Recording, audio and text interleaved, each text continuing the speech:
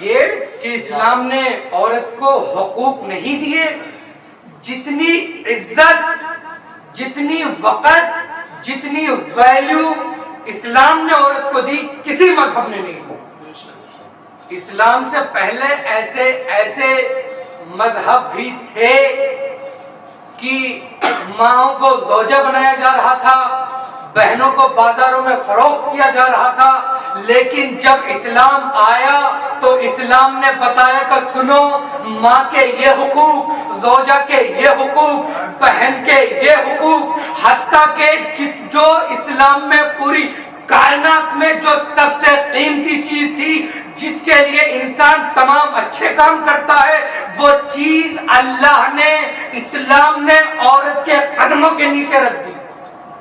اسلام نے جنت عورت کے قدموں کے نیچے رکھ دی۔ اب کچھ لوگ اعتراض کرتے ہیں کہ جب ماں کے قدموں کے نیچے جنت ہے تو یزید کی ماں کے قدموں کے نیچے بھی کیا جنت ہے؟ کیا معاویہ کی ماں کے قدموں کے نیچے بھی جنت ہے؟ تو شاعر اہل بیت رضا سرسری صاحب کہتے ہیں کہ جو بنایا تھا غدیر ام مولا کے لیے یہ وہی منبر ہے، ہر بچے کو بتلاتی ہے ماں، تو ایسی ہی ماں کے ہے قدموں تلے جنت۔